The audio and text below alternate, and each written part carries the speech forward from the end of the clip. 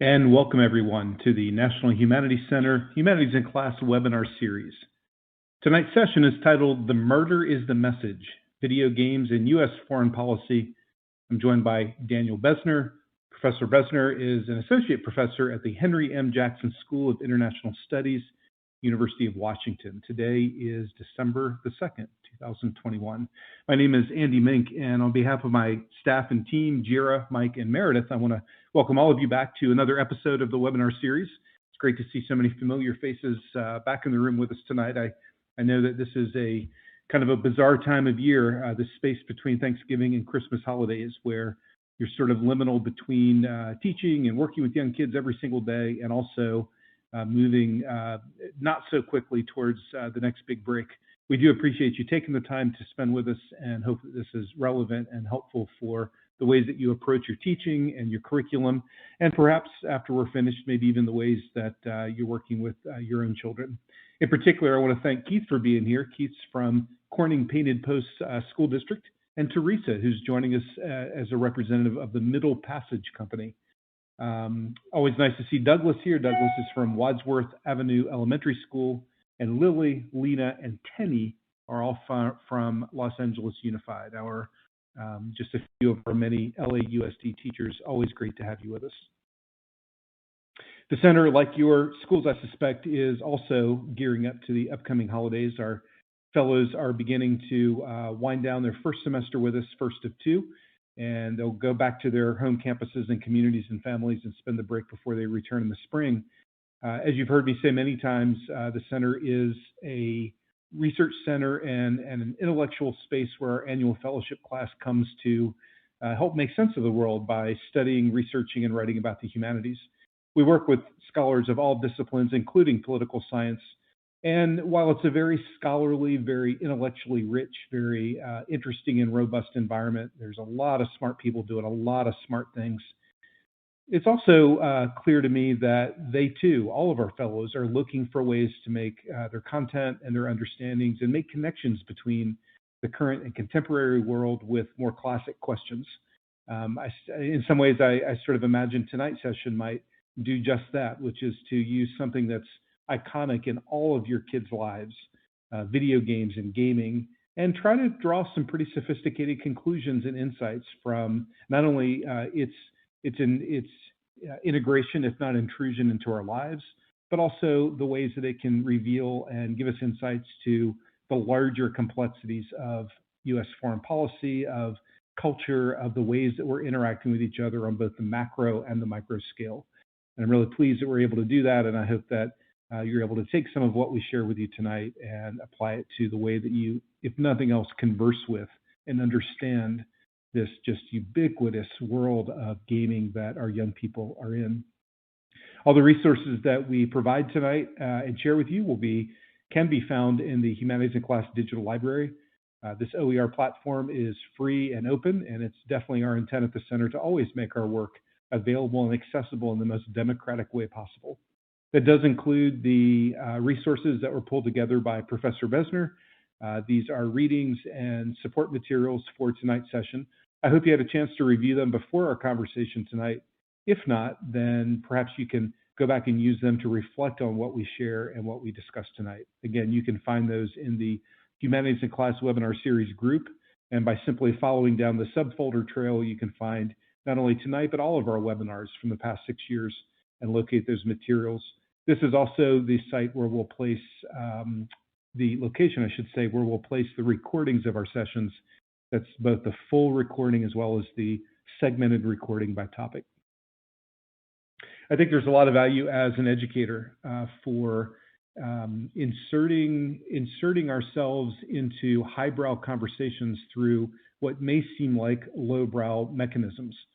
These entry points make things more accessible. They give us some kind of cultural touchstone. It allows even things like pop culture to just frame a conversation that's much more complex. And I don't think there's any less value to finding ways to connect a much more sophisticated academic approach with sort of the normal daily detritus of the ways that we interact with each other culturally. I took a look at our upcoming spring semester, and we have a lot of sessions actually that may attempt to do just this. I hope you consider joining us. For example, right after the new year, we'll be joined by Nathan Goldberg as a professor of philosophy. He has written and done just wonderfully interesting and entertaining work around putting iconic superheroes in thought experiments in order to demonstrate philosophical discourse for younger kids.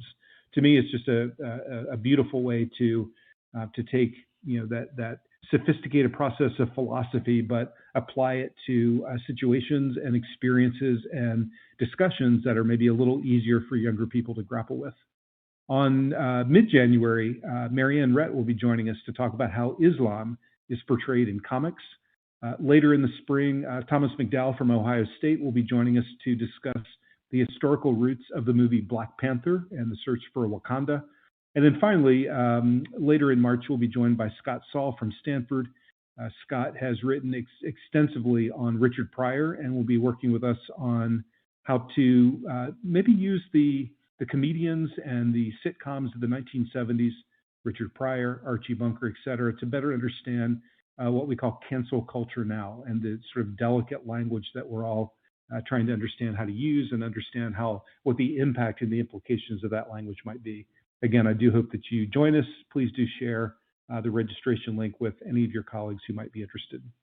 As always, I want to thank our Teacher Advisory Council, including tonight's TA, Justin Olmstead, for their ongoing and very, very important, relevant work in contribution to the center. It's their help and their advice that allows us to, I think, try to provide programs that are relevant to you as educators, and we want to thank them for their ongoing service. We also want to hear from you, though. We are currently collecting responses to a Humanities in Class community survey. The survey gives us a chance to understand from you the gaps and the needs, the things that are working, the things that need to be improved. I'm going to drop the link to this survey in the chat box. I don't think you can click it, but you can cut and paste it. And we would love to have each of you sign up and take about 10 minutes and give us your insights.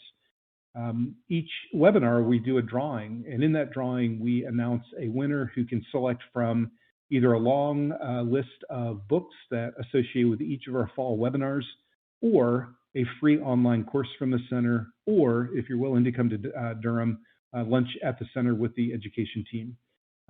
Again, it's really helpful for us to hear from you, and we'll be keeping this survey open for another week or so, and I do hope you take a few moments to complete that. So as our third webinar, since we launched the survey, I'd like to announce tonight's winner in the drawing. This is the third winner of the 3 drawings we've had so far, and I'm really pleased to congratulate Judith Batten. Judith is a teacher at Wilson County High School in Wilson, North Carolina. Judith will have a chance to select from any of these prizes, and we'll get them to her before the holiday break begins. Congratulations, Judith. Finally, as we begin tonight's session, let me remind you that your contributions and participation is really important to the flow of the talk and what we can all gain from it. You can do so through the audience chat located in the lower left-hand corner of your screen. Just type in your thoughts, your URLs, crack your jokes, greet your friends, even if they're only virtual friends. But if you've got something that's more more formal, and you'd like to submit a question directly to Professor Besner, then please use the Ask the Professor tab. As the moderator, I'll queue those up and bring those to our conversation as the night moves on. So again, I want to thank you for being here. Tonight's Humanities in Class webinar episode is titled "The Murder is the Message: Video Games in U.S. Foreign Policy." I'm joined by Daniel Besner, Associate Professor at the Jackson School of International Studies at the University of Washington. Again, I want to thank Justin for being tonight's TA. Justin is an Associate Professor of History at the University of Central Oklahoma. As a matter of fact, I think he gets a lot of credibility for being in class right now. Thank you to both of you. Hey, Daniel, can you hear me out in Seattle? Yes, I'm actually in LA, but I can hear you. Well, you've got a lot of Los Angeles teachers with us tonight. Oh, great. So you are right in the middle of your audience. I want to, again, thank you for being here. And before I turn the slideshow over to you, if you don't mind, I'd like to ask you just a quick question. And I guess I suspect we're going to sort of reveal this as the night goes on by what you share and the ways that we ask questions and interact with you. But I guess I'm curious, you're a political scientist, you're working on international studies. you must have some interest in video games, at least in a tertiary way. But how do you go about approaching such a complicated topic as U.S. foreign policy through something that seems so lowbrow as video games? Well, absolutely. And before I begin, could you hear me okay? Yeah, you sound fantastic. Thank you. Oh, excellent. Well, first of all, I should say I'm very honored to have been invited to present at the National Humanities Center. I received my PhD from Duke, and so I spent a lot of time there. I remember one year I was the rapporteur for the Triangle Legal History Seminar, so it's really nice to be back. And to address your question, it's interesting that you referred to video games as lowbrow because this is a conversation that's often had within the gaming community. Roger Ebert, the famous movie critic who has unfortunately passed away, I think one time infamously perhaps said that video games couldn't be art. And I would just have to respectfully disagree with that take. I think the options and opportunities presented by narrative storytelling is really something that isn't mirrored elsewhere in other forms of media. And this is particularly true given that movies are no longer at the center of mass culture. Everyone watches a different TV show all the time, but video games are, in fact, one of the last instantiations of mass culture. So it's that reason, actually those two reasons. One, I think that video games do have really genuine possibilities in terms of their artistic product. And then also the fact that so many people play video games that really lead me to consider this a very hot topic of conversation.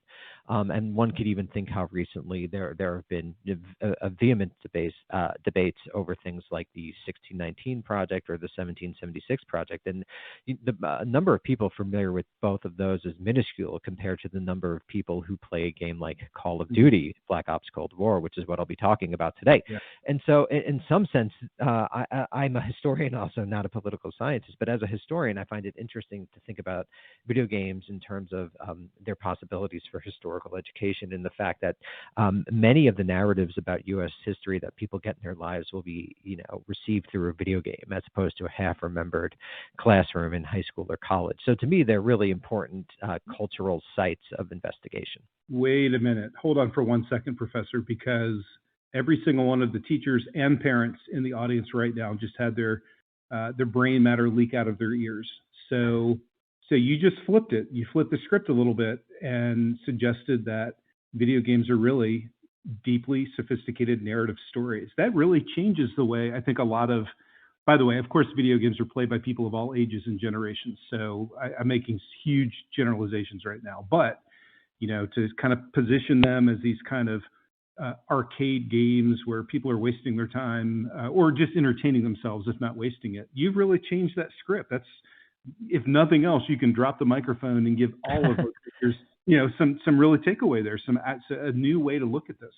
Well, I mean, people said like the novel was a degraded form of storytelling when it first debuted in the 19th century. I mean, this is something that all new cultural forms take at their beginning. Same was said about movies. Same was said about television, which was referred to as the idiot box for decades and is now the center of high culture. So, I think that this form, it almost obviously presents new possibilities for genuine artists.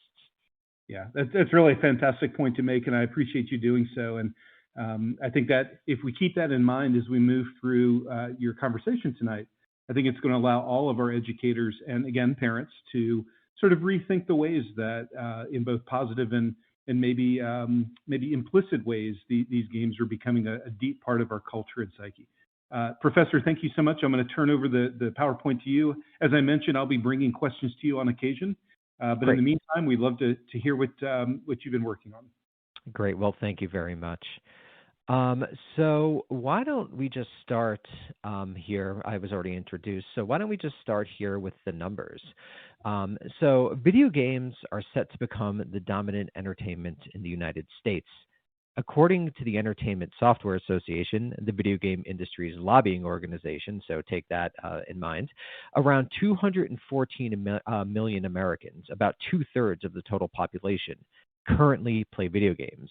What movies were to the 20th century, video games will likely be to the 21st. Most important, 70% of children and teenagers under 18 regularly play video games. This means that video games will be the medium through which a majority of young Americans first encounter complex narratives. Video games, like novels and movies, tell a diversity of stories about crime, fantasy, the future, and of course, history. It's thus likely that Generation Alpha, the name for the first generation of millennials children, will learn about U.S. history from the games they play rather than the movies or television shows that they watch, let alone the lessons that they're forced to listen to at school. First-person shooters are one of the most popular video game subgenres, and I'm going to refer to first-person shooters as FPSs throughout the talk. In these games, players assume the identity of a shooter who travels through varied environments killing their enemies. Think Doom or Wolfenstein 3D, which are two popular games you might have heard of. And as the latter title suggests, for decades, FPS have taken inspiration from history, with World War II, a conflict that clearly pitted good guys against bad guys, serving as a particularly common setting. Today, the most popular FPS games come from the Call of Duty series. According to the NPD Group, a market research company, the latest game for which we have reliable numbers in terms of Call of Duty sales figures, Call of Duty Black Ops Cold War, was the best-selling video game of 2020. Without exaggeration, right now, tens of millions of American children are learning about the epic struggle between the United States and Soviet Union, a struggle that resulted in tens of millions of deaths from this single entertainment. Now, the first Call of Duty game was released in October 2003, 23 months after the United States invaded Afghanistan, and 7 months after the country invaded Iraq.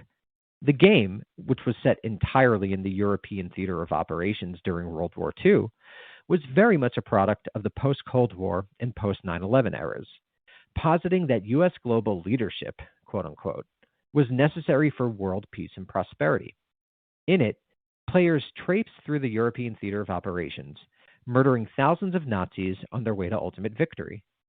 Similar to many successful cultural products of the 1990s and 2000s, from Saving Private Ryan to Band of Brothers, the first Call of Duty returned to the founding moments of the American global empire to justify its existence as a quote-unquote indispensable nation in the present. And Call of Duty was an enormous success, selling around 4.5 million copies, raking in hundreds of millions of dollars, and setting the stage for a series that now includes dozens of games. But where the original Call of Duty was all rah-rah patriotism, the latest entry in the series is one of the most cynical. It, in fact, in my opinion, is one of the most cynical pieces of art I've recently consumed. As the United States, despite the withdrawal from Afghanistan, remains mired in a series of endless wars that show little sign of abating, as the United States continues to spend more on its military than the next 10 countries combined, even as ordinary people suffer and starve, and as the country maintains access to hundreds of military bases that do little but threaten smaller powers, Americans have become willing consumers of stories that portray their nation and especially its intelligence services as fallible, foolish, and even evil. The American exceptionalism, the end of history of the cultural idiom of the 1990s that was very evident in the first Call of Duty, is nowhere to be seen in Call of Duty Black Ops Cold War. What effect this will have on the politics of the hundreds of millions of young people around the world, including Americans, playing this game, remains to be seen. Now, just to give you a bit of background, the Call of Duty universe is broken up into three broad strands. World War II, which features games that take place during that epic struggle. Modern Warfare, which features games that take place in roughly contemporaneous times. And Black Ops, which features games that take place mostly during the Cold War as well as far into the future. Call of Duty Black Ops Cold War, what I'm really going to be talking about in a second, is a part of the Black Ops series, the latter series. And you can see that there's definitely similar artistic choices made in the Call of Duty covers, usually individual soldiers looking either in the middle of combat or looking kind of like cool operator type merc figures. So this is obviously a romantic portrayal of war. So let's turn to Black Ops Cold War. Similar to most Call of Duty narratives, the story in Black Ops Cold War is Byzantine. And this is especially true of the Black Ops series, which has a sort of Jean Le Carré feel to it. I don't know why I pronounce his name like French. It's just Jean Le Carré. Has that sort of vibe to it, very Byzantine and all over the place, kind of James Ellroy. So the game begins just after Ronald Reagan's inauguration to the U.S. presidency in January 1981. The new president, mindful of the humiliation the United States has suffered during the Iranian hostage crisis, has, quote, authorized a black operation to take down 2 suspected masterminds, unquote, of the Iranian crisis.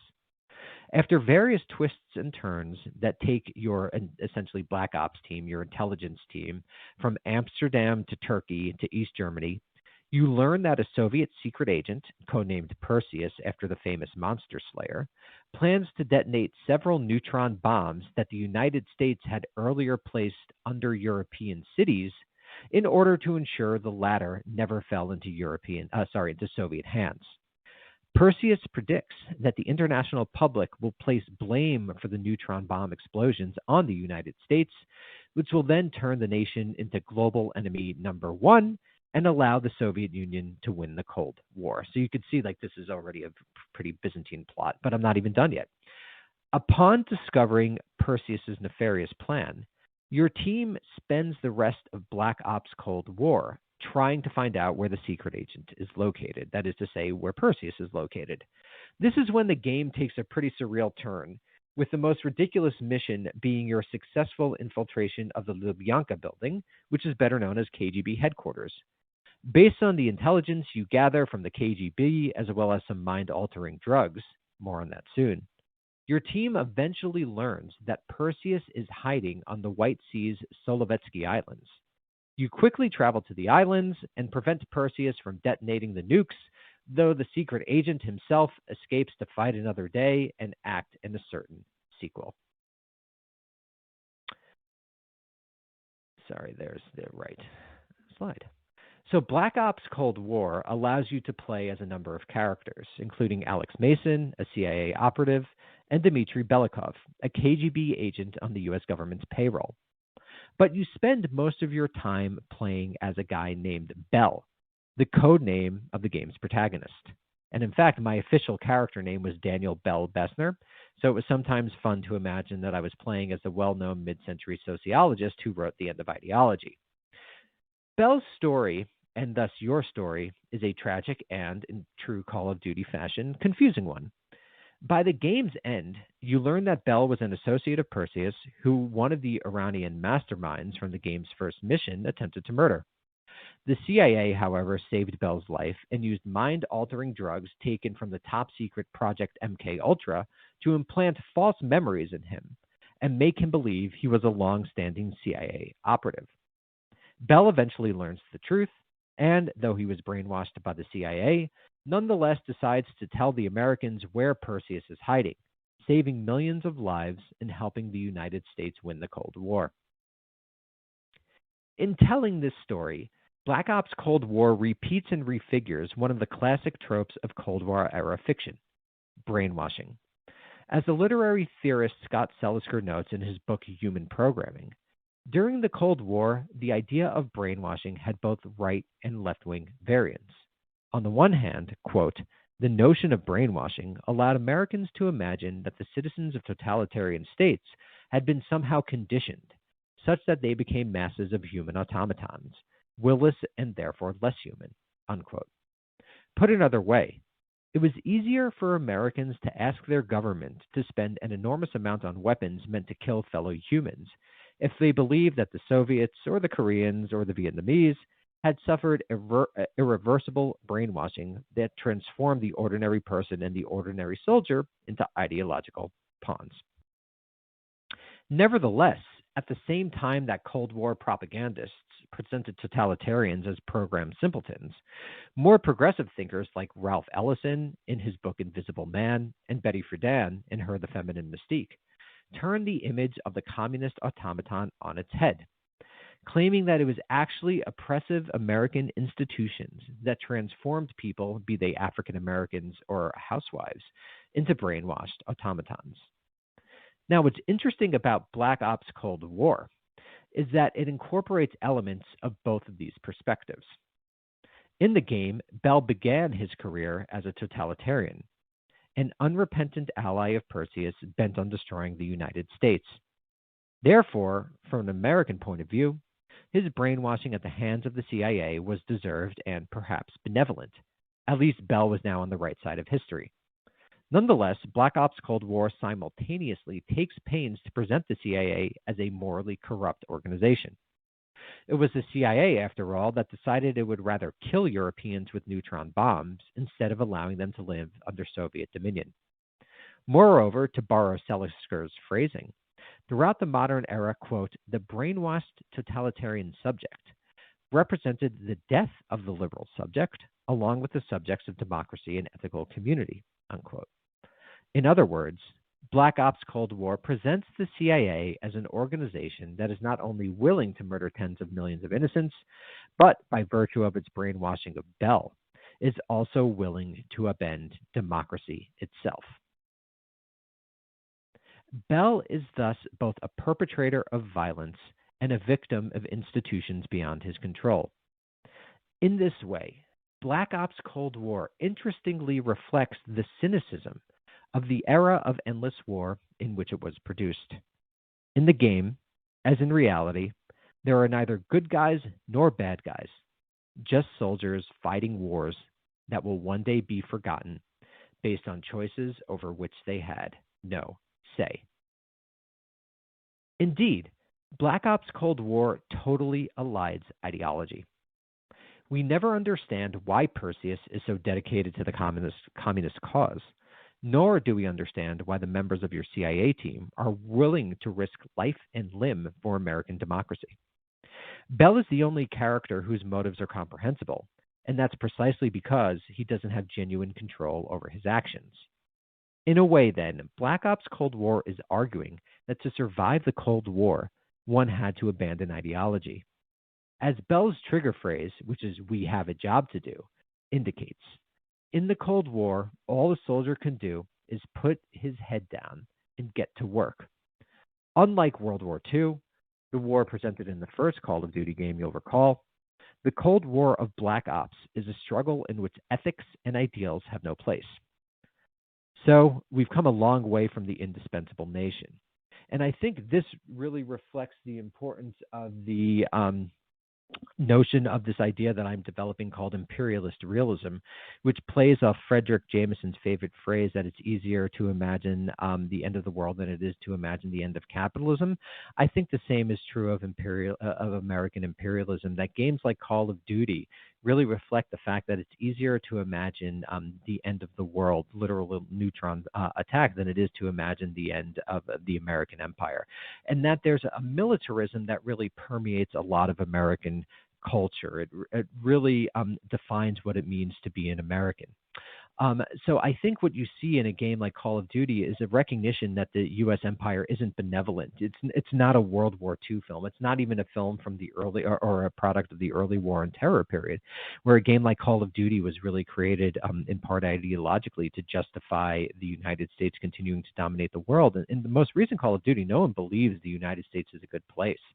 No one believes that one could act willingly, could do good in the world. There's no Peace Corps volunteers, right? There's no way for people to believe the empire could do any good.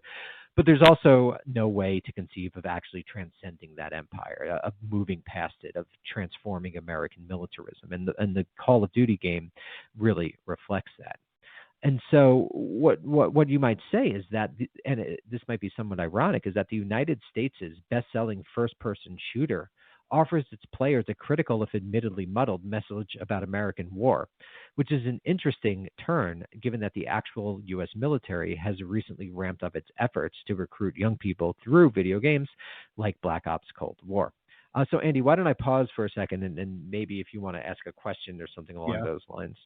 Yeah, thank you so much for walking us through that and laying it out. And I'm going to assume that a lot of our audience are gamers, and maybe they even play Call of Duty, but I think some of them may not as well. So this first question comes from Tisha. Tisha is joining us from New Haven, Connecticut.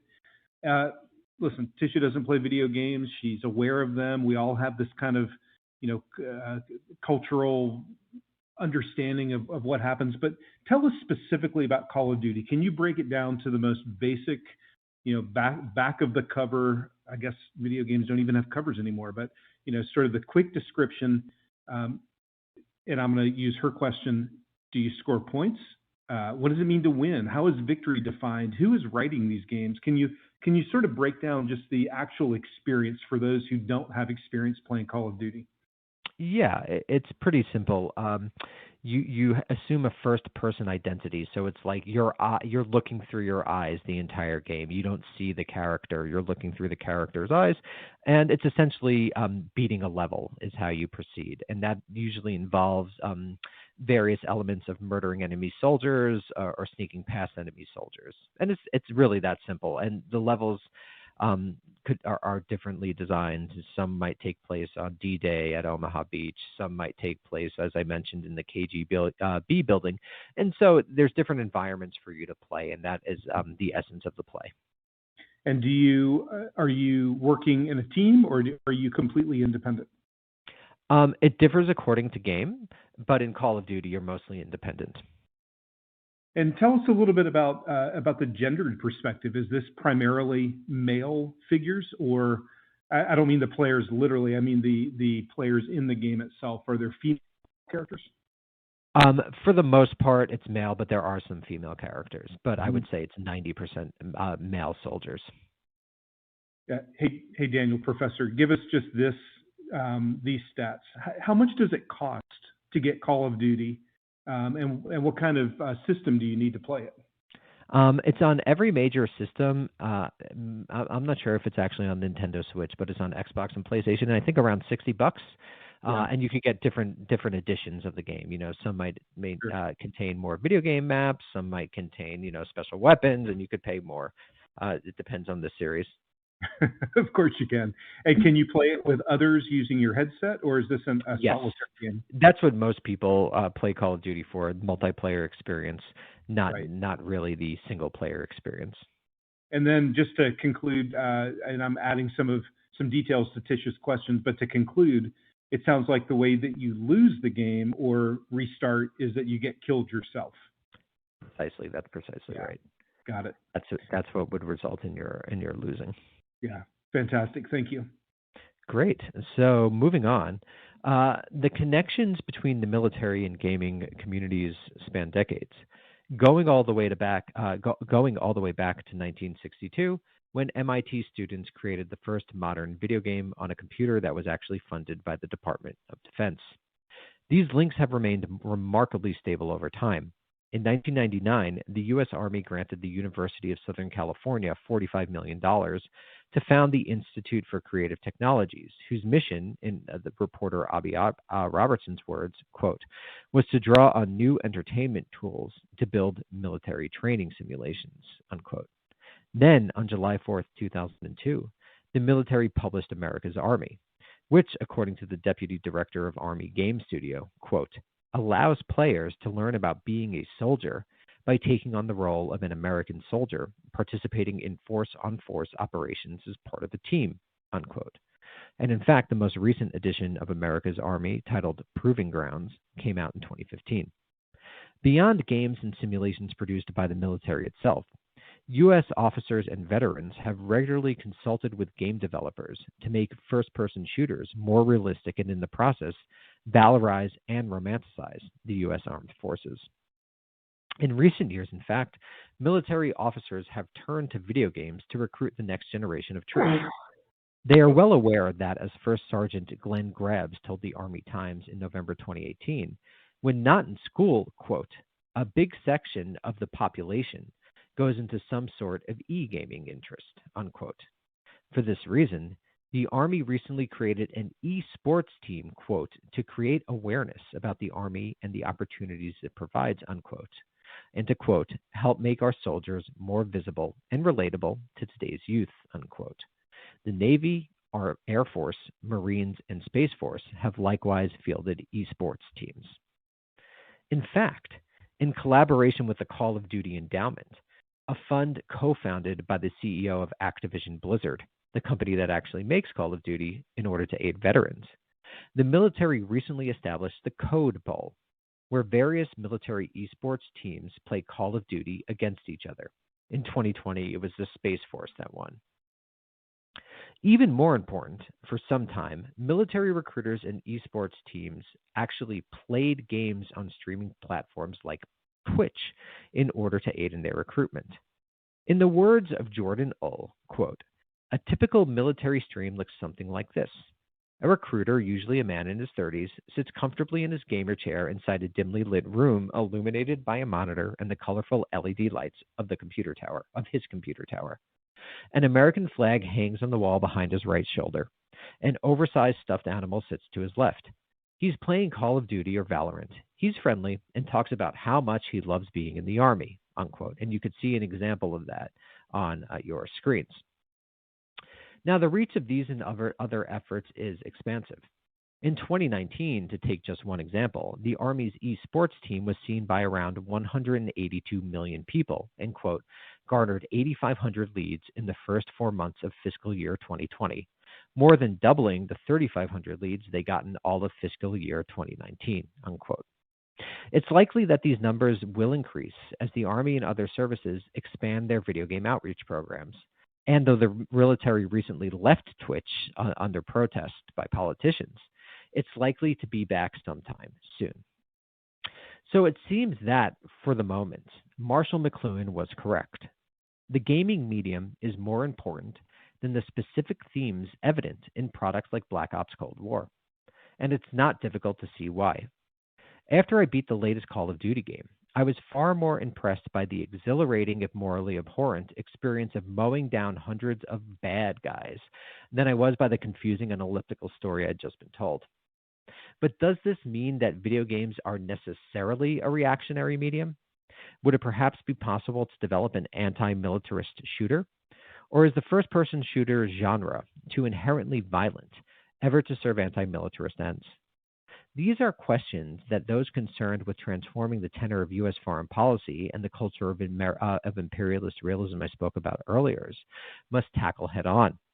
Video games are the medium of America's youth, and any widespread transformation in the latter's thought will depend on manipulating their content. The precise mechanisms of this manipulation are presently unknown, though in the coming years we must discover them. If not, we condemn ourselves to reproducing a militarist culture that enables, supports, and justifies the U.S. empire both at home and abroad.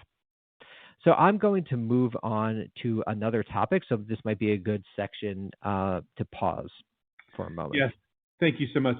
So this question comes from Robert. Robert is at the Bank Street School in New York City. I'm going to read this. By Columbia, right? Exactly right. I'm going to read this question from his perspective. And give you a chance to respond. You can also follow along with me, Professor, right in the middle, bottom middle of your screen. Robert asks, can you speak more about if this is your professional analysis as an adult, or are these insights built through your awareness of gamer culture speaking with young people? I guess, though, again, in Robert's voice, I guess, though, I'm not trying to patronize students in terms of their literacy here. He's curious as to what extent kids are understanding and making choices and engaging with these messages and the story compared to a slightly more passive, oblivious type of playing. Yeah, that's a good question. I mean, it comes from both of them, both my experience as someone who studies this professionally and my experience as someone who has played video games. And ultimately, the question is really about cultural transmission and education. And I think that the answer is it's very difficult to know. Someone might be paying attention for a moment and not paying attention at a different moment, or, someone maybe never thinks about it, but the message of these games sort of goes into their brains through osmosis. I think it's very difficult to know how cultural transformation occurs, what messages are imbibed and what messages are ignored. And I just think that's just the empirical reality. Yeah, this question comes from Justin. Again, Justin is our TA tonight, and he's added into the audience chat is whether or not you think that video games lead to the video gaming of war, meaning that killing via drones, et cetera, being removed from the actual physical personal conflict makes it less real, and therefore takes the ugly part of war and makes it more palatable? Well, I think the American state has, since Vietnam, basically trying to fight wars that don't really involve the American public. And the most important instantiation of that was the advent of the all-volunteer force in the early 1970s. So I think it's really for decades, ordinary Americans have been disconnected from war, and the United States has been able to fight wars more often because of that very fact. And so I really think that, quote unquote, push button warfare or the turn to drones is more reflective of that longer process than video games. Yeah. Than video games being a causal element there. I think at this point the aesthetics inform each other. I'm sure drone aesthetics are informed by video games, and video games aesthetics are informed by drone aesthetics. But ultimately, we don't use drones because of video games. We use drones because we want to rule the world and not have ordinary people feel that rule. Yeah. Professor, I have to admit, I'm one of the things that I'm grappling with as we move through this conversation is the role of literature, let's say, of reading, of novels, of short stories, of perhaps a film, music, other aspects of the humanities. It really does, in many ways, gives one a chance to share an experience with someone they've never met, who's someone who might live long ago, someone who might be fictional, someone who may be of a different gender or a different perspective and worldview, and it almost allows us in a very slow burn kind of way experience life through the way that it's expressed through those media. What you described so far, and I'm going to ask you to directly talk about the violence of these games. I think now what you're describing is really an immersion, right? You're looking in first person much more than watching a film or traveling somewhere through my mind as I read, a book. The user, the player, the gamer is in that system, eyes wide open, killing others, perhaps being killed, and the devastation that would quickly feel. Tell us a little bit about the violence of the games, which we haven't really addressed so far. Is this practice? Does it give gamers a chance to experience those things and then reboot and start again? And then what kind of impact do you think that might have? Well, I think it makes life cheap, and I think American life itself is almost premised on cheap life. If you think about the amount we consume and the way that this country just relies on exploitative labor, exploitative extractive processes of the global South, how we produce so much environmental degradation through our investments of capital, how we produce so much carbon. I mean, Americans treat life cheaply. And so I think this is a larger reflection of that. I think in our entertainment, we treat life cheaply. And I think that it's evidenced in the murdering of hundreds of people, thousands of people throughout the game, and not really feeling anything, and people becoming automata. And so I think it's very reflective of the time. For example, Americans fought wars without really feeling it, exporting violence abroad. And so I think these things all work together. Yeah. And one last question before we move on. As you engage through these activities, these missions, these levels in any of the Call of Duties, while we've called this narrative storytelling, it seems like the character part of that narrative storytelling is missing a little bit. Do you have a sense of the personality that you're inhabiting, the backstory, the relationships, where you're from, all those kinds of things, or is it truly, just a dead flat eye that you're looking into the world in? That's a great question. And so in Call of Duty, it's much more the latter. But there are quite a number of video games where it's much more the former. But I think first-person shooters are really focused less on story, which is almost why they're more interesting, because they kind of reflect the subconscious of America and are much more about immersing yourself as the character. So that your avatar, which is the term used, is basically a dead-eyed person. Yeah, right. Great, thank you. Great. So to return to the talk. So what I'd like to argue for the rest of the talk is really to how we came to be here, how it came to be that Americans feel so disconnected from their foreign policy. Because if we intend to challenge this culture, I believe we've got to understand how it came to be. And put another way, why have Americans embraced such cynical ideas about their foreign policy? Why do they feel so disconnected from it? And to answer this question, what I'm going to do is turn to the first half of the 20th century and to try to have everyone appreciate the degree to which alternatives to American hegemony and who actually makes decisions in this country became foreclosed over time. And so I'd like to do this by focusing on one specific figure, a man named Hans Speyer. And in particular, I'd like to focus on first his ideological journey, and second, his creation of what I and other historians have termed the military intellectual complex. So, what is the military intellectual complex? It basically refers to the matrix of academic and semi-governmental institutions that have brought intellectual expertise to bear on American foreign policy making.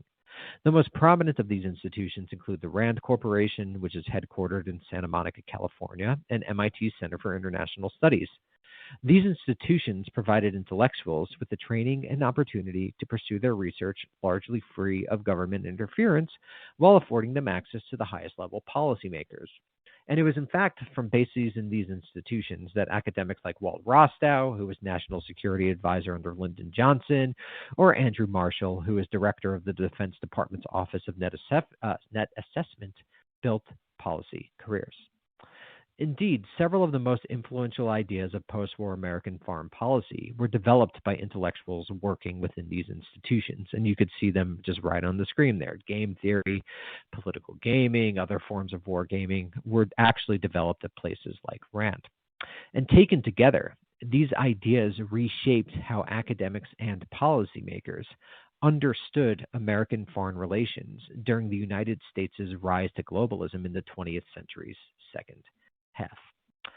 And so what I'm going to focus the remainder of my talk is really just on this question, which is simply how and why did social scientists and really experts writ large come to exert influence on U.S. foreign policy during the Cold War? And I think this is an important question because I think one of the major reasons Americans feel disconnected from their foreign policy and from what I would term their empire, one of the major reasons for this disconnection is simply the fact that they feel like they don't get to have an influence on it. And I think they're right. So what I'd like to do is answer this question again by examining the influence of the aforementioned Hans Speyer, a German exile from National Socialism, founder of the RAND Corporation, and policymaker in the executive branch and State Department. Speyer, to me, represents the community of foreign policy experts who, during the Cold War, founded elitist institutions whose members had little democratic accountability to the American public. He also serves as a bridge connecting the German tradition of Realpolitik with the American tradition of pragmatic intellectual engagement in political affairs. And in particular, I'd like to say that his career demonstrates two things. First, that transatlantic ideas about democracy, intellectual responsibility, and the public that arose in dialogue with Nazism's emergence are crucial to understanding the origins of the military intellectual complex, the rise of the defense intellectual, as well as certain U.S. foreign policies. And furthermore, that Speyer's influence internationalizes and reperiodizes Cold War history. And in a way, what this talk is really doing is showing how this particular state formation that leads Americans to be incredibly cynical about their government, but to have no belief that they could present an alternative was created. And because this is a humanities talk, I want to talk a bit about historiography. Now, what I'd like to argue is that this research on Speyer contributes to the emerging U.S. and the world literature in two distinct ways. First, like most of this literature, it examines the United States' role in the world, demonstrating the ways in which American foreign policies affected the politics, societies, and cultures of people living all over the globe. But secondly, and unlike most of this literature, it shows how foreign experiences themselves, particularly the European confrontation with Nazism in the 30s, reshaped how a transatlantic generation of Germans and Americans understood their own role in the United States, which in turn came to affect how the United States interacted in the world. It thus emphasizes the importance of bidirectional flows to the history of U.S. foreign affairs, contributing to a post-exceptionalist understanding of American history. But now let's get on to the meat of the talk. Who was Hans Speyer? And before I do this, I just wanted to say that the experience that I'm going to talk about here um, is really, I think, endemic of a lot of people who had a profound influence on U.S. foreign relations. For those political scientists in the audience, people like Hans Speyer, but also more people might also recognize the name of Henry Kissinger, and I think Speyer is reflective of this broad strand of thought. So Speyer was born in 1905 in Berlin to Lutheran parents. As an adolescent, he aligned himself with the Social Democratic Party of Germany, otherwise known as the SPD, which presented itself as the bulwark of the Weimar Republic, the newly democratic German state established in 1919. Like many young socialists, Speyer believed that Marxist theory correctly predicted that Germany's workers would align with the SPD to engender a socialist transformation. After completing his PhD in political economy at the University of Heidelberg in 1928, Speyer volunteered at several SPD labor organizations and in 1931 became a lecturer at Berlin's College for Politics. The College for Politics was dedicated to teaching German workers to operate within the new institutions of Weimar democracy. Speyer's experiences there, however, were profoundly disillusioning. For example, while researching for a college seminar on unemployment in 1932 as the Nazis continued to gain power, Speyer declared that he, quote, saw many families who were Nazis today but tomorrow became communists, or were communists yesterday and today they have become Nazis. It depended partly on chance, partly on where there was more beer or where there was more noise. I had the feeling that there was not a very big difference, end quote, between worker support for the Nazis and communists. Coupled with vicious street battles taking place throughout Berlin's working class neighborhoods, you could see an example of that on the screen, Speyer concluded that workers' support for extremism indicated that they were not only apolitical, but anti-political. When Hitler came to power in 1933, Speyer attributed the Nazis' success to working class support, and from this position rejected Marxism and expressed his doubts that ordinary people would ever have the capacity to make wise political decisions. And I should actually say, I think that's an image from a working class street battle, but I may be wrong, so I apologize for that. In September 1933, Speyer immigrated to New York City with the aid of Emil Lederer, a prominent socialist economist who served as Speyer's advisor at the University of Heidelberg. In New York, Speyer became the youngest founding member of the so-called University in Exile at the New School for Social Research. Over the course of the 1930s, the New School saved over 180 European intellectuals from Nazism, including future luminaries such as Leo Strauss, Claude Levi-Strauss, and Bronislaw Malinowski, and was thus responsible for transforming American intellectual life. But in terms of his later influence on the Cold War United States, Speyer's most important intellectual move in the 1930s was his creation of a program of activist political engagement. In the wake of his emigration, Speyer had concluded that Weimar had failed because progressive intellectuals like himself had participated too heavily in theoretical discussions divorced from practical political concerns.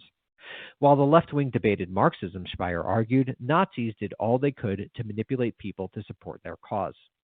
In his 1937 essay, The Social Conditions of the Intellectual Exile, Speyer rebuked his fellow émigrés. He took particular aim at Max Horkheimer's Frankfurt School, which was then headquartered at Columbia University, and which had personal ties to the University in Exile. Speyer criticized the Frankfurt School for continuing to write in German, for examining aesthetic theory instead of focusing on developing tools to destroy Hitler, and for essentially not becoming active participants in American intellectual life. Exiles, Speyer asserted in this essay, had the moral duty to do all they could to defeat the Nazis.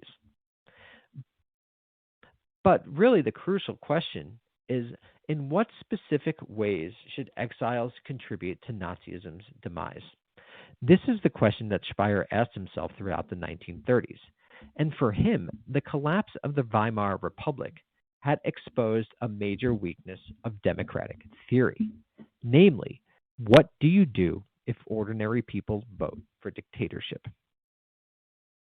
In asking this question, Speyer inserted himself into an American debate that had permeated liberal intellectual circles since the end of World War.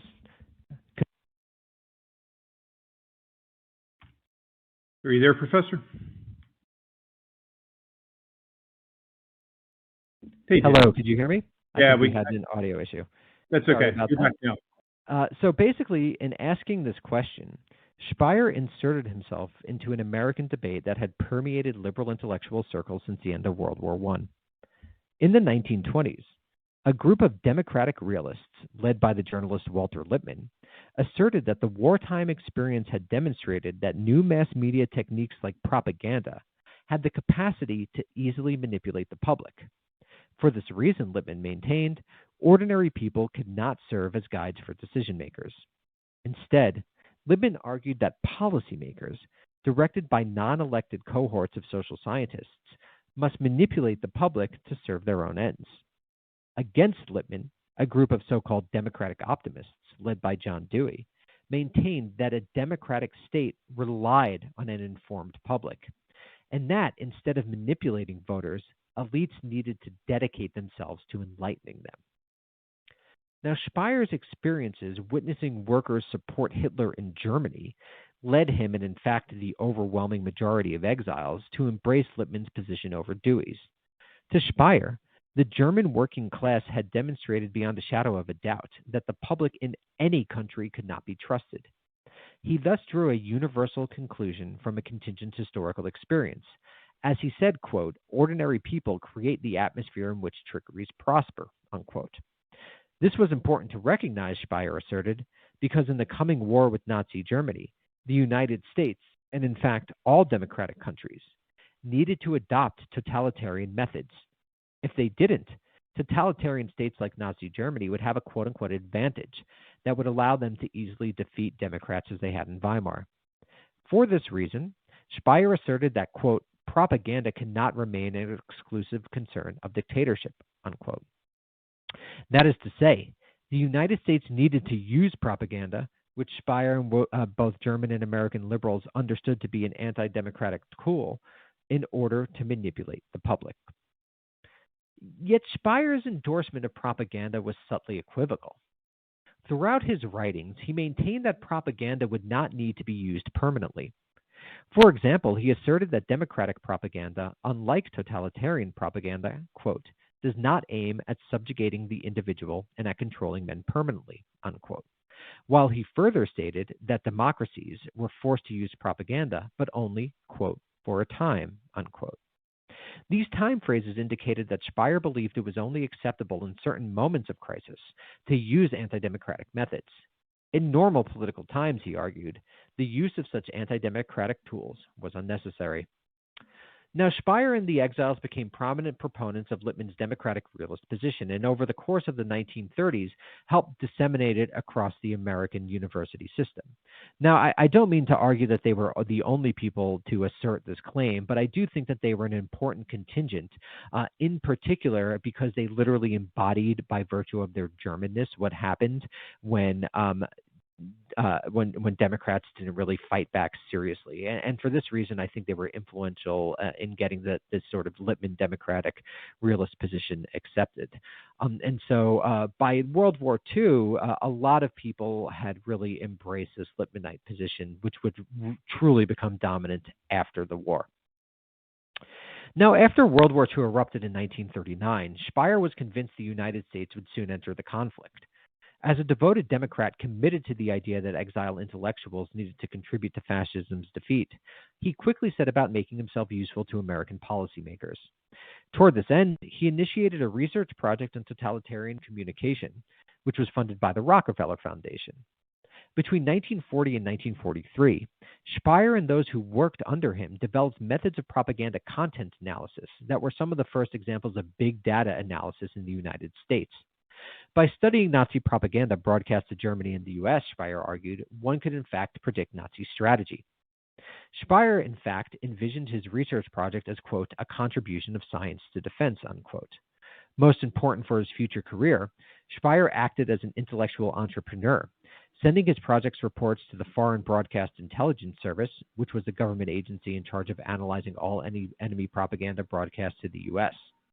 After the U.S. entered the war, the Foreign Broadcast Intelligence Service quickly invited Speyer to become the head of the division that analyzed all Nazi propaganda. Speyer thus moved from New York to Washington, D.C., where he worked at the Foreign Broadcast Intelligence Service until 1944, when he moved to the Office of War Information. At the Office of War Information, Speyer became a policymaker, writing all the directives that guided U.S. propaganda materials broadcast to Germany by the OWI.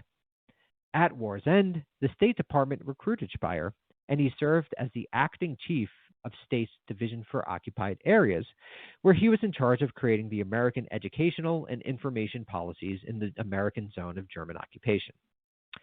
Now, the scope of Speyer's wartime work really remains outside the boundaries of this talk. Yet what's important to note is that Speyer's entry into government service reflected a broader trend in which thousands of social scientists left academia to join the wartime government. The sojourns of so many academics within the Washington War Administration laid the institutional, social, and intellectual foundations for the post-war military intellectual complex. Institutionally, it legitimated government-influenced group-produced research. Socially, the personal relationships formed during the war proved crucial to the makeup of post-war research organizations. For example, several of Speyer's wartime colleagues became lifelong co-workers. Intellectually, the war led academics to conclude that social science could in fact be used to change the world on a large scale, and also that there was a place for them within the American foreign policy establishment. Finally, the war persuaded policymakers that they could use social science knowledge for their own ends. On a variety of levels, the World War II experience helped transform the production and co-production of U.S. foreign policy and social science, so much so that it's fair to refer to it as the social scientists' war. Now, government and military officials themselves were so impressed with the contributions intellectuals made during World War II that they became concerned that the cessation of hostilities would lead them to lose the manpower and woman power, but mostly men, that had migrated to Washington. As such, in 1946, military officers created the RAND Corporation, a term that's usually said to be short for Research and Development, get it RAND, which was intended to bring intellectual research to policymakers' attentions. In September 1947, RAND's leaders called a conference of social scientists to which they invited the nation's most prominent social scientists, including Ruth Benedict, Harold Lasswell, Bernard Brodie, and, of course, Hans Speyer. During the conference, RAND's leaders were impressed with Speyer's ability to bring theoretical concerns to bear on practical problems, and after it, they asked him to become the founding head of RAND's social science division. Speyer accepted, a fact which highlights the paradoxical position that social scientists found themselves in after the war. Many, including Speyer, were no longer satisfied with purely academic pursuits, as the war had given them a taste of power and influence. However, they didn't wish to remain in the government because they were frustrated with the bureaucratic infighting and petty political squabbles that characterized government service. Speyer and others like him were therefore attracted to interstitial organizations such as RAND, which promised them the ability to affect real-world politics without suffering the indignities of government employment. Though he happily joined RAND in early 1948, or rather mid-1948 officially, Speyer retained a marked ambivalence toward the emergent Cold War. Similar to many in his intellectual generation, Speyer analogized Nazi Germany and the Soviet Union as totalitarian regimes. Nevertheless, Speyer didn't believe Stalin was as dangerous a threat as Hitler until the Soviet detonation of a nuclear weapon in August 1949. Once the Soviets detonated their bomb, which Americans found out in the autumn of 1949, Speyer diagnosed an international crisis similar to the one he had identified in the 1930s. Stalin thus became as dangerous a threat as Hitler had been. Whereas before the detonation, Speyer affirmed that the United States and Soviet Union could reach diplomatic agreements with each other, after the detonation he invoked language that framed the U.S.-Soviet rivalry as an existential struggle. As Speyer said in November 1949, soon after Americans learned about the Soviet bomb, recent events had indicated that, as in the 1930s, quote, peace and Western civilization are in jeopardy. Now, Speyer's deep fear of Soviet nuclear capabilities led him to return to the central problem he had confronted in the 1930s. What do you do if ordinary people support actions that threaten democracy? In the new nuclear era of international politics, Speyer argued, decision makers could not be guided by the whims of public opinion. As he declared in 1950, quote, "The complex structure of world politics in which the individual citizen finds himself involved, often beyond his understanding, emaciates the effective functioning of public opinion in foreign policy." Unquote. In the 1930s, Speyer had argued that democratic governments needed to use propaganda to manipulate ordinary people. However, his wartime experience had demonstrated to him that propaganda was not an especially effective tool when it was directed against broad and differentiated masses. Speyer therefore sought an institutional, which is to say permanent, solution to the problem of public opinion. Now, throughout the 1950s, Speyer dedicated himself to creating interstitial institutions that were intended to be free of public meddling. He believed these institutions violated democratic norms of public participation in political life, but nonetheless argued that the international crisis justified, as it did in the 30s, the use of anti-democratic methods. However, unlike in the 30s, Speyer no longer used qualifiers to delimit the amount of time in which it was acceptable for democratic governments to use anti-democratic methods. In the era of the Cold War, which Speyer and other elites believed would last for decades, the previously restricted logic of crisis became permanent. Now, it was forever acceptable to use anti-democratic methods to defeat the Soviet Union. Now, the first institution Speyer developed was, of course, the Rand Corporation, where he directed the social science division until the 1960s. Research overseen and produced by Speyer resulted in a number of important ideas, perhaps most famously William Kaufman's counterforce nuclear strategy, which rejected John Foster Dulles' notion of massive retaliation in favor of a series of graduated responses to military provocation.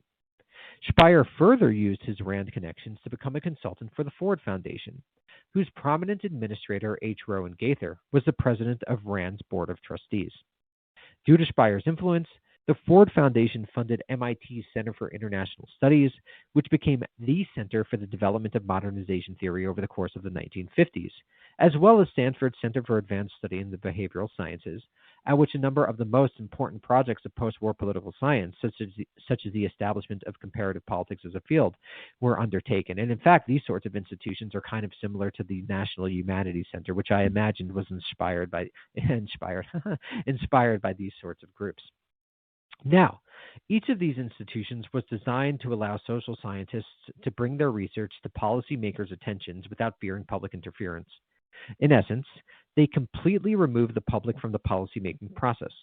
Moreover, they provided, and continue to provide, institutional homes to intellectuals who desire to use their research to affect U.S. foreign policymaking. They made the rise of the defense intellectual possible. So there was a lot here. But why is Speyer important beyond his specific career?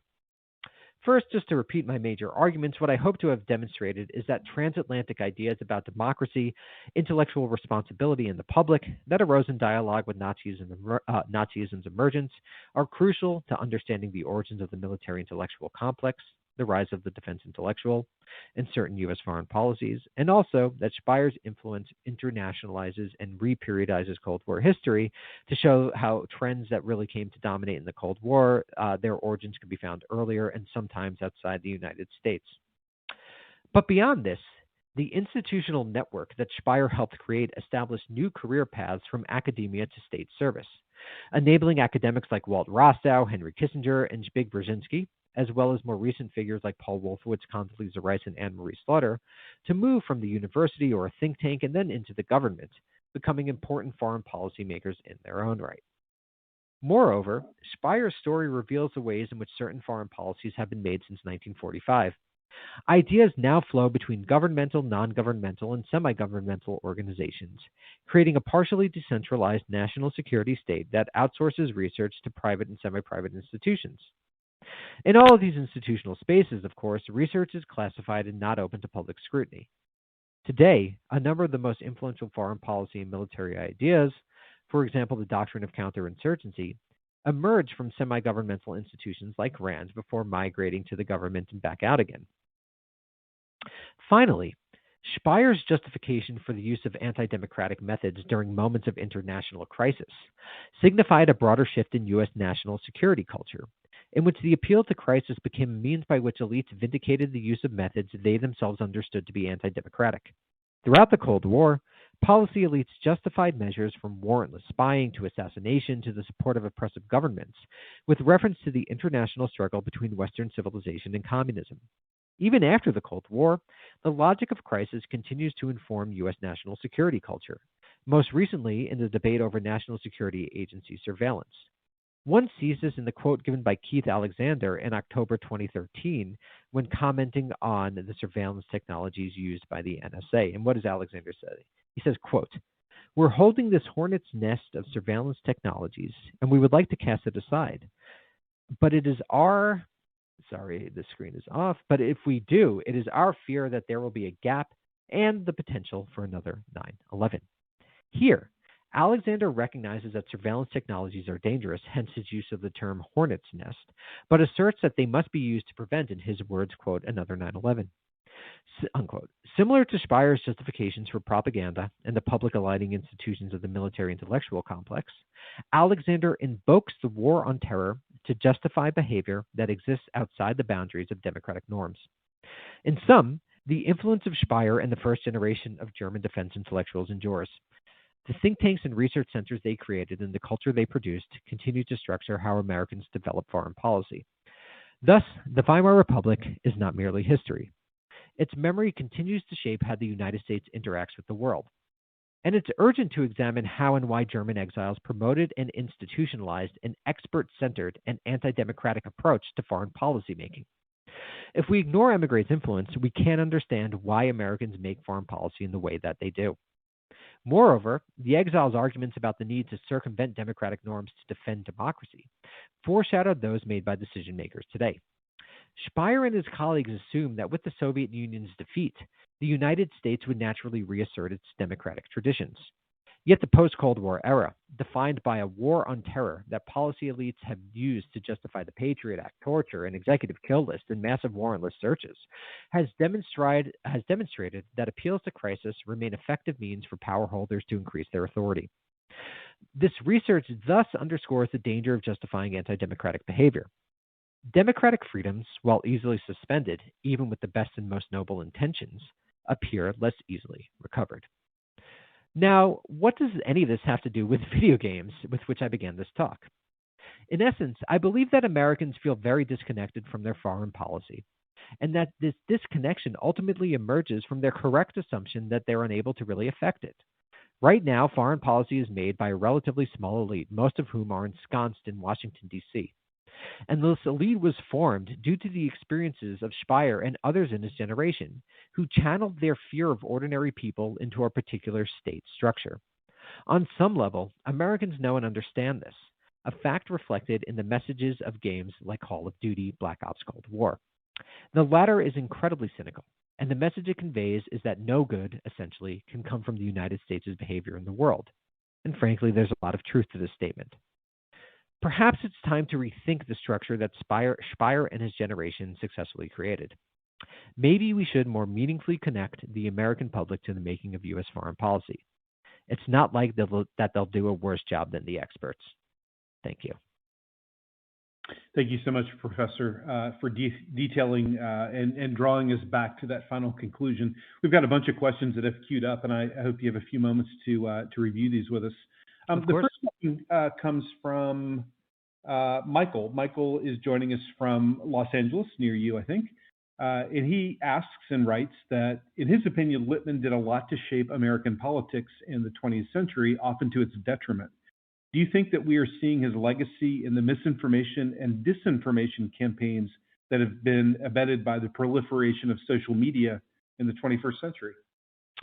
Not really. I think because you always get this argument whenever there's a new technology. People made it when the printing press was released. People made it when printing became cheaper over the course of the late 19th and early 20th centuries. And people make it about social media now. The interesting question to me is less misinformation or disinformation, but why people are likely to believe in certain types of information and what that belief actually reflects about ordinary people's understanding of their own position in society.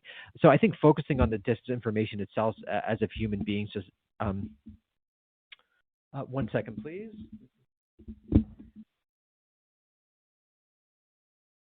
I think focusing on the disinformation itself, in some senses, misses the forest for the trees, because what's really interesting is why people are inspired to believe certain types of disinformation. And so let's take, for example, QAnon. I think that really reflects a profound delegitimation of the American state, that people just don't believe the state is able to do anything for them. They just don't trust the government, and that they're being lied to, and that things have gotten worse and things have gotten unequal. And that's why they're willing to embrace a conspiracy theory like that. Thank you. This question comes from Molly. Molly's in Denver, just outside of Denver in Cherry Creek. It's a pretty straightforward and simple question, but you can answer it complexly if you like. Are video games propaganda? Well, it depends what you mean by propaganda. So generally, propaganda is defined as a form of media, or it could even be like a parade or something like that, that isn't meant to engage in political debate, but really is trying to just impose a message. And then according to that definition, basically everything's propaganda. It's not like the official statements of the Biden administration are not propaganda. So in some sense, yes, I would say they are propaganda, but in the sense that kind of everything is propaganda. And I think it's not, people focus on this because they want to believe that changing a message will change politics, and just nothing in history suggests that that's the case. And maybe expand on that a little bit. And I'm going to pull up a question that is coming from Wendy in St. Paul, Minnesota. So talk to us a little bit about, and I'm returning now to this notion of video games being narrative stories. Who are the storytellers? Tell us a little bit more about the authors or the creators, whether they're individuals or corporations or entrepreneurs, or do they have influence from others who have certain messages to put in them? They're mostly video game companies that are connected in some way to the Defense Department. Sometimes they actually literally talk to people who are serving presently in the Defense Department, and almost always with the military shooter, they will speak with someone who, or they'll hire as a consultant someone in from the Defense Department or in the defense industry, someone who worked for a mercenary company or something like that. Yeah, interesting. Thank you. This question comes from Chris. Chris is just south of Indianapolis in Brown County. And he's wondering, let's sort of pull back now. We'll talk more about you and your work. As an historian, historians work in archives. They work with primary source collections. As an historian, what are you putting your hands in? Are you, in addition to all the work you do as a more traditional historian, are you spending a lot of time in these games? Sometimes I play them for fun, but I wouldn't call myself a gamer. I'm trying to think. I haven't played a Call of Duty except to review it in a very long time, and I mostly don't play first-person shooters. Yeah. And do you get any feedback in either the historical academy or from others in the video gaming world? Do you get feedback on the work that you've been putting forward? No, I haven't heard from anyone in the gaming world. You will after this. We're gonna put this out. We'll try to get you. This question comes from Justin. Justin's going to ask you. He says it's interesting how think tanks have influenced policy. He's curious if you think that they've outlived their usefulness. Well, I certainly think I would say the American empire has outlived its usefulness, whatever it has, and so much that, and to the degree that to which think tanks basically undergird and provide ideological ballast for that empire, they have outlived their influence. But I think the real question is, how do you basically incorporate expert opinion in a meaningful way in a democracy? I think everyone agree that most people would agree that when making decisions, experts have some role to play. The problem is that they often mess it up because these aren't necessarily questions that lend themselves to expertise, for example, foreign policy questions. So the question is, how do you hold experts accountable for bad advice? How do you incorporate them into the policymaking process? How do you incorporate ordinary people? Right now, ordinary people have almost no say in foreign policy making, and I think that's a real problem. Yeah, absolutely. It looks like we're coming to the end of our conversation. I'll encourage our audience to drop any additional questions you'd like to add, but I've got one last question for you, Professor, and I sometimes ask our guests this question for a variety of topics and backgrounds, and this seems appropriate for tonight. Hey, Professor, are you optimistic? No, I see nothing. Nothing has demonstrated to me that, for example, any of the most powerful countries in the world are doing something like taking climate change seriously. There hasn't been any real attempt to address inequality, structural racism that permeates American society. I'm extremely pessimistic about the future. Well, Daniel, thank you so much. Thank you so much for concluding that. But I respect that answer, and I appreciate your directness. All of our audience are working with young kids tomorrow, younger kids, right? They're working with students at a variety of ages, K-12 and collegiate level, and they're going to go into that situation to try to find some of that optimism. What would you want them to, in terms of what we've discussed tonight? How can they best reposition some of what we've talked about to try to be a little bit more utopian or optimistic? Well, I would just say, thinking about the American empire in a critical way, just making students aware of the fact that the United States has 750 overseas military bases, and China, doesn't have nearly that many. I think the highest estimates I've seen have been about two dozen, and it's probably less than that. So thinking about critically about the American empire and what it does, and whether it makes sense that Americans consume so much, and whether this is actually the best world we could strive for. That's it right there. That to me is a really nice way to tie this together. And in fact, that critical thinking might be more easily accessed with knowledge about and sort of an understanding of the games that they're just swimming in, and being able to look at it through that lens, or to at least have that conversation and be given that vocabulary seems very powerful. Professor, thank you very much for leading the conversation tonight. Thank you very much for having me. I want to thank all of our guests and our audience tonight for joining us for tonight's webinar. Please do follow the National Humanities Center for additional opportunities and programs. I also hope that you take a moment to complete the community survey that I dropped into the chat box earlier. I think all of you have likely received that via email, and we would love your feedback and insights. We'll be sure to include you in the next drawing, which will happen this coming Thursday, because that's when our next webinar is. I hope to see all of you again in just 2 nights from now. We've got a doubleheader week. On Thursday, I'll be joined by Ed Ayers from the University of Richmond. He'll be sharing his work on the migrations of the American South, 1790 to 2020, and do so through a geospatial lens and be able to tell that story. Thank you, everybody, for joining. Have a great day at school tomorrow. We'll see you next time in the Humanities to Class webinar series. Good night, everyone.